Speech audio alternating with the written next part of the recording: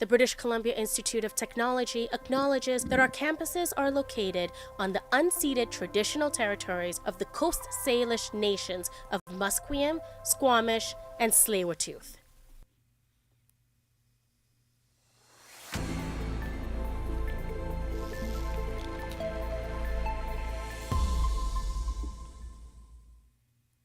Good afternoon. You're listening to BCIT's The Crow. I'm Gina Tang, and this is your news update to 1:30 p.m.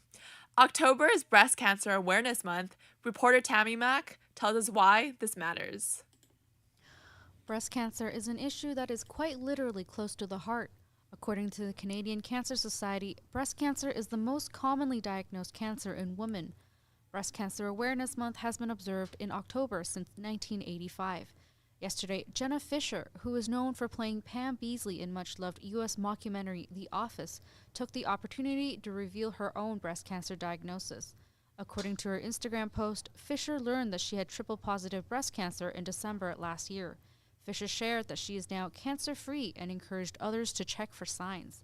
Tammy Mack, BCIT's The Crow. Police in Burnaby say they're investigating a shooting that injured a man. Officers found a man with a gunshot wound, but police say the injury isn't believed to be life-threatening. Mounties say it happened last night when they were called to a report of a possible shooting in North Burnaby. Corporal Mike Collage says that while it's early in the investigation, the shooting is believed to have been targeted. The city of Surrey increased the fireworks fines this year ahead of Halloween and Diwali coming on the same day. Our reporter Vivek Nakra has more on the story. The Surrey City Council has increased the fines related to sale and use of fireworks. Now, the people will have to get a permit for the use of fireworks from the Surrey Fire Service. According to the City of Surrey, people with the right permits can only use fireworks, and the rule breakers will have to face significant fines. They also say that this step is taken to mitigate the illegal use of fireworks and to ensure public safety. Vivek Nakra, BCIT's The Crow. Last night's BC Leaders Debate touched on a wide range of topics. One more vigorously debated topic was the ongoing toxic drug crisis. Our reporter Ryan Bowles has more. John Rustad, David Eby, and Sonia Furstenau took the stage last night and argued the values of their plans to tackle the ongoing overdose crisis in BC. Eby called for an expansion to overdose prevention sites, while Conservative leader Rustad criticized NDP policy, claiming criminals are selling drugs in these facilities. Sonia Furstenau called for decriminalization and greater access to rehabilitation, while Rustad also called for an end to safe supply and injection sites, while saying his party would cut wait times for voluntary care. While acknowledging her party wouldn't form government, Green leader Sonia Furstenau also called for increased public education on drug use and an end to the stigma around substance abuse. Ryan Bowles, BCIT's The Crow. Canada is adding another $15 million to its humanitarian aid package for Lebanon. Ottawa says the new money will help Canadian and international aid groups provide food, water, emergency healthcare, and other assistance in the Middle Eastern country. This comes after conflict escalating between Israel and the Lebanon-based militant group Hezbollah. Some Canadian citizens are trying to escape the violence. Global Affairs Canada says more than 1,100 Canadians, permanent residents, and their immediate family members have now left Lebanon with assistance by the government. An apparent tornado touched down in the Fort Myers neighborhood near Page Field Airport this afternoon. This was well advanced of Hurricane Milton's arrival. U.S. National Weather Service meteorologist Sammy Hady in Miami says, quote, tropical weather watches and warnings remain in effect, and they have already seen at least 4 other tornadoes touch down in the area. Hurricane Milton's northeast quadrant, which is very conducive for the potential of quick-moving tropical tornadoes. Thus far today, we've already seen 4 visually confirmed tornadoes, as well as reports of some damage in Florida City and Homestead, which could end up being a 5th tornado. With more news on natural disasters, Milton is approaching Florida as a Category 4 hurricane. The National Hurricane Center has predicted it would likely weaken, but it remains a major hurricane when it makes landfall late tonight or early Thursday. The Tampa Bay area is home to more than 3.3 million people. They have faced the possibility of widespread destruction after avoiding direct hits from major hurricanes for over a century. Foreign Affairs Minister Melanie Jolie says Canadians in Florida should leave and people planning to travel there should postpone. Florida has been a popular destination for Canadian snowboards. She said her office has been in contact with American officials and that any Canadians who are registered with the embassy will have received an email telling them to leave. Though Jolie says her office doesn't know exactly how many Canadians are now in the area, U.S. official Julie Walker tells us still to be cautious. Rain fell in Tampa Bay ahead of Hurricane Milton's expected landfall and the devastation it could bring. Governor Ron DeSantis urging residents in evacuation zones to get out before it's too late. If there are a lot of people that do stay behind, unfortunately, there will be fatalities. I don't think there's any way around it. When you have storm surge that could be 10 feet. Forecasters say the storm surge could exceed that. DeSantis says there are numerous shelters with room for people and pets, as well as other resources the state is making available, like gas. There is no, right now, fuel shortage. However, demand has been extraordinarily high, and some gas stations have run out. I'm Julie Walker. Employment Minister Randy Boissonnault has been tasked by Prime Minister Justin Trudeau to lead the federal government's share of the work to rebuild Jasper, Alta. A wildfire in July destroyed 1/3 of the Rocky Mountain tourist town. This incident displaced over 2,000 residents. Boissonnault says he will be in Jasper this week meeting with local officials to get a better grasp of immediate needs. Boissonnault's new role will require him to coordinate federal resources with the Alberta government, Indigenous groups, and the municipal government. One of the first tasks will be to see if the federal government can support Jasper in establishing temporary housing. The province and municipality has been working on their support toward Jasper since August. Ontario is launching a review of the province's 37 non-Indigenous children's aid societies. They are looking at the quality of protection they provide, as well as their financial management. The province is starting a process today to look for an outside contractor to conduct the review. This comes 1 week after Premier Doe Ford criticized the societies in a press conference. Children, Community, and Social Services Minister Michael Parsa says he has heard concerning stories from some areas of the province. Premier Doe Ford has more. A youth was placed in a home that failed fire safety requirements. One that their food was restricted, and as a result, they were injured after being restrained. Or in some cases where funding is being used for unrelated programming. The annual BC Hockey League showcase begins on Sunday. The league has partnered with an NHL team for the second straight year. Our reporter, Keenan Tregaski, has details on how young skaters are benefiting from these experiences. This year's showcase is hosted by the Vancouver Canucks and is taking place in Abbotsford Centre and the Chilliwack Coliseum. These annual events are a great outlet for players to show off their talent in a real game. Brad Rihella, Associate Coach and Director of Player Development for the Chilliwack Chiefs, says this great opportunity has the attention of many scouts. I think it's a really unique and cool opportunity for our players and players across the league to get showcased to the NCAA, NHL scouts, Division III schools. There's a ton of different avenues that it allows players to play in front of. Each showcase game is also a regular season game. Rihella says his team keeps their head down and stays focused on getting their 2 points. Keenan Tregaskis, BCIT's The Crow. A new study published in JAMA Network Open says serious mental health disorders and thoughts of suicide are more prevalent among people who are transgender or gender diverse in Canada. Now on to weather. This afternoon happens to have occasional drizzles of rain, followed later with showers and increasing clouds developing until this evening. In Burnaby, it will reach no higher than 15 Celsius. It will be cloudy throughout the night with averaging of low 7's. Winds will vary. That has been your news update to 1:30 p.m. I'm Gina Tang, and you are listening to BCIT's The Crow.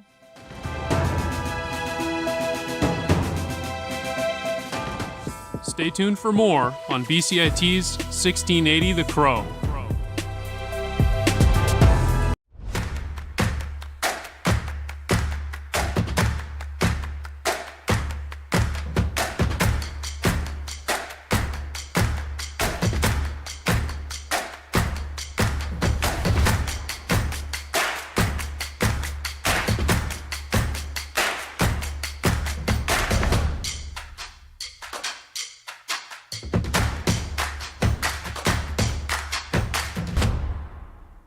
Everything is changing to digital. Everything is online. People aren't just waiting for the 6 o'clock news anymore. People want their news right now. They want to be able to go onto their smartphone, onto the internet, and see the news that they want to see. Vancouver is growing at, a really rapid rate, the Lower Mainland even, and with the tools that we're given here, we're able to cover all of that. Welcome to BCIT Magazine. I'm Radhika Sikakane. In the program, they really leave it up to you. I mean, the help is there when you need it, figuring out how to use the programs like Premiere, Audition, and figuring out how to use the cameras.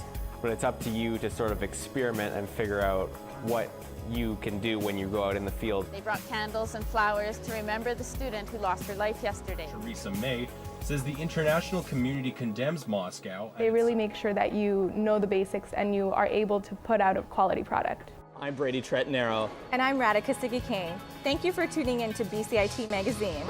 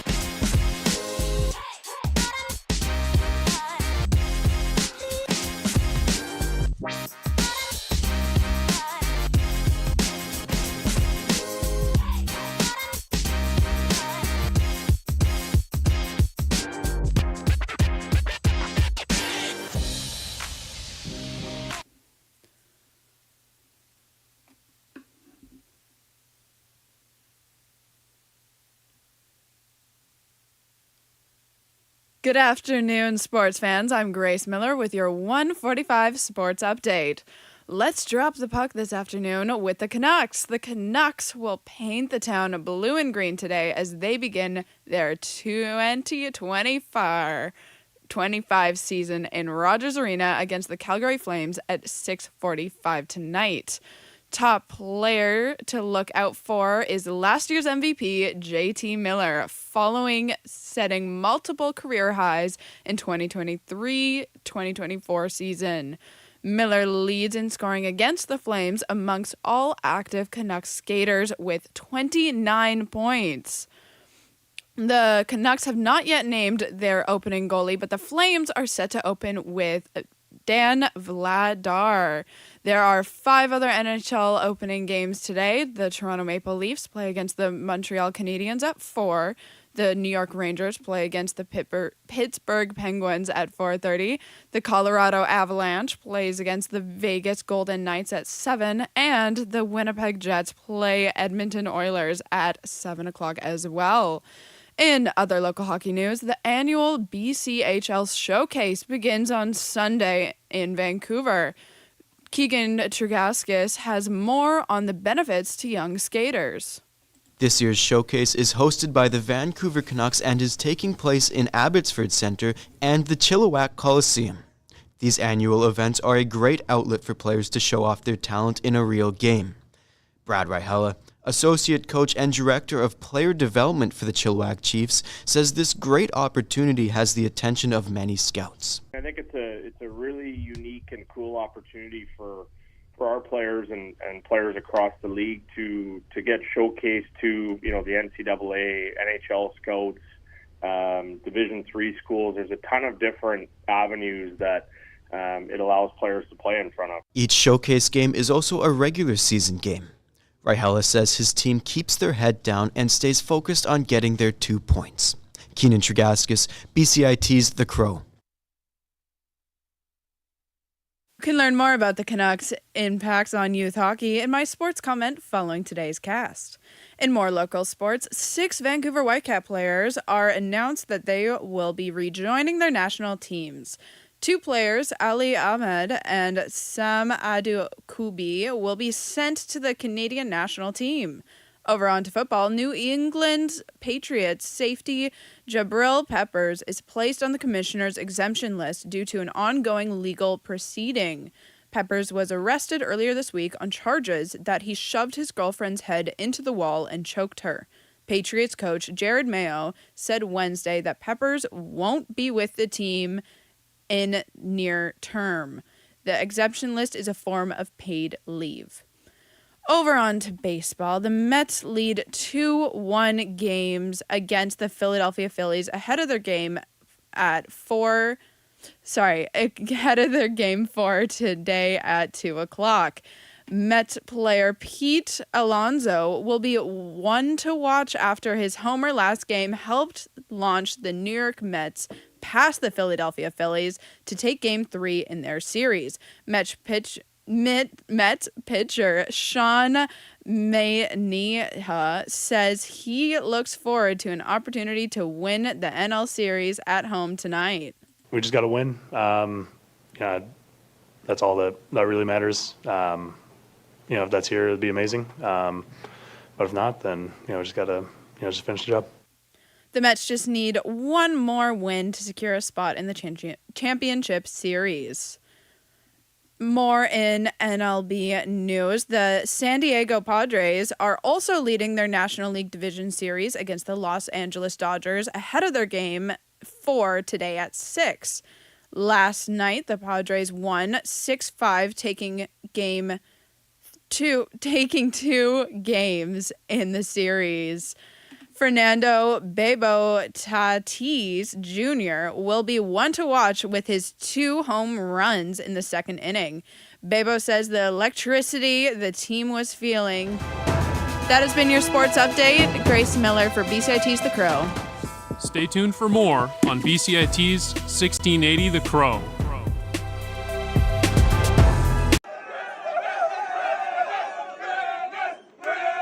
If you have been following MLB this season, you have likely heard of the Grimace Mets. The Mets were having a lowly season at 28-37 until Grimace, the McDonald's character, became an unofficial mascot for the Mets after the team turned its season around following Grimace's first pitch. The post-Grimace Mets immediately won 7 straight games and 61 games total, the most in baseball. The Grimace Mets, in my opinion, is the latest example of a team rallying around something fun and riding the wave of success. Baseball fans remember the World Series winning Texas Rangers stumbling into the postseason, rallying around Creed's song Take Me Higher. Here in Vancouver, Roger Nielsen's iconic white flag towel raise became a rallying cry during the Canucks' 1982 playoff run and continues today. Grimace isn't even the first McDonald's mascot to become a rallying cry. Andrew the Hamburglar Hammond led the Ottawa Senators to an improbable 21-2 record to sneak into the playoffs in 2015. Fans dressed up as the Hamburglar and threw cheeseburgers on the ice. Some sports fans may think gimmicks like these take away from the athlete's accomplishments. To that, I say sports is an entertainment product at the end of the day. If fans are engaged, the product will be better to watch, and the teams can recruit higher-end talent. My name is Zach Arobko, and this is today's Sports Comment.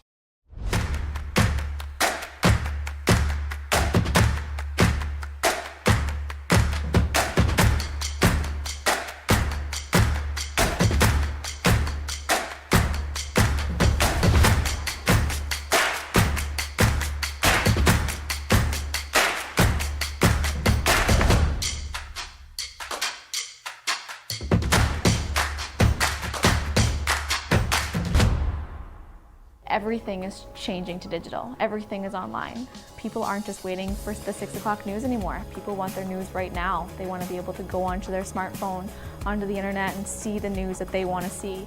Vancouver is growing at, a really rapid rate, the Lower Mainland even, and with the tools that we're given here, we're able to cover all of that. Welcome to BCIT Magazine. I'm Radhika Sikki-King. In the program, they really leave it up to you. I mean, the help is there when you need it, figuring out how to use the programs like Premiere, Audition, and figuring out how to use the cameras. But it's up to you to sort of experiment and figure out what you can do when you go out in the field. They brought candles and flowers to remember the student who lost her life yesterday. Theresa May says the international community condemns Moscow. They really make sure that you know the basics and you are able to put out a quality product. I'm Brady Tretanero. And I'm Radhika Sikki-King. Thank you.